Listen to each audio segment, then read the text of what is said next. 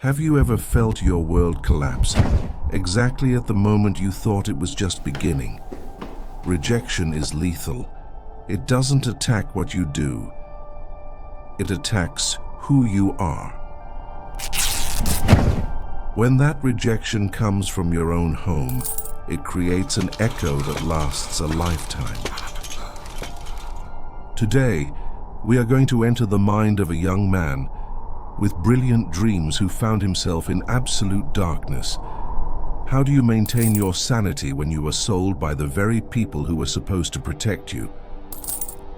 Joseph was 17 years old, the favorite son. He wore a coat of many colors, a symbol of distinction that for his 10 older brothers was a target. They hated him. While Joseph walked through the fields to bring them food, he didn't see the danger. He only saw family. But inside, his brothers were feeding a monster called envy. Childhood trauma starts here, in the clash between the trust of a child and the cruelty of those who should have been his heroes. The attack was brutal. Without explanation, they grabbed him, tore his robe, and threw him into the depths of a dry cistern. The sound of Joseph hitting the bottom was the sound of the end of his innocence. From down there, he could hear his brothers talking calmly, debating whether they should kill him or sell him.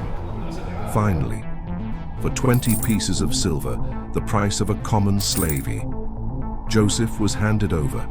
He was led away in chains, watching his home disappear on the horizon. Here, too, we analyze Joseph's emotional intelligence. Imagine the mental chaos. Why didn't my father come for me? Why do my brothers hate me so much? Joseph had two paths: to die on the inside, or to choose to manage his pain. In Egypt, he is bought by Potiphar, captain of the guard. Instead of rebelling, Joseph decides to be the best slave Egypt has ever seen. He learns the language, the culture, and administration. He governs Potiphar's house with excellence until a false accusation of harassment by his master's wife throws him back into the pit, this time a royal prison. Joseph is in prison. He did everything right, and yet he lost again. He meets two prisoners, the king's cupbearer and baker, and interprets their dreams with precision. He pleads with the cupbearer, "Remember me when you get out." But the cupbearer leaves and forgets him. 2 years pass. Joseph is at his breaking point. The climax isn't physical, it's the silence of both God and man. He is alone, bearded, wearing rags, but something inside him does not break. His integrity. Joseph was forgotten by everyone, but never by God. You see, sometimes we mistake God's silence for his absence. But the truth is, while Joseph was in the darkness of that cell, God was working on the details that no human eye could see. Joseph's resilience wasn't just willpower, it was waiting. He understood that God's time isn't a clock on the wall, it's a healing process. He went to Egypt as a spoiled boy, but he had to leave that prison as a man capable of sustaining the world. Perhaps you are living through your own period of silence right now. You pray, you cry, and it seems like nothing is happening. God is preparing you in secret for what he will do in public. Do not give up on your integrity when no one is watching, because it is in the dark that your character grows roots. If you feel like you are in this desert and need the strength to keep waiting, write in the comments, "I choose to trust." This story isn't just about an ancient Egyptian, it's about the God who holds your hand today. In the next episode, you will see what happens when the time of waiting ends and God's plan reveals itself in glory. Success is often more dangerous than failure. In failure, you fight to survive. In success, you fight not to lose yourself. Joseph now has the world at his feet. He holds the power of life and death over those who destroyed him. The dilemma is this: when you finally reach the top, what do you do with those who pushed you down? Power will reveal Joseph's true face, or will it simply scar his wounds the wrong way? Pharaoh has two disturbing dreams about thin cows and withered ears of grain. No one understands their meaning until the cupbearer finally remembers Joseph. In an instant, Joseph's life changes. He is taken from his cell, shaved, dressed in fine linen, and placed before the most powerful man on earth. With impressive calm, Joseph explains the 7 years of plenty and the 7 years of famine. He doesn't just interpret, he delivers a government plan. Pharaoh sees in him what the world needs most: wisdom in the midst of chaos. Pharaoh places his signet ring on Joseph's finger. Joseph now governs. He builds massive storehouses. When the famine strikes, it reaches his father's land. 10 men arrive in Egypt begging for food. Joseph recognizes them immediately.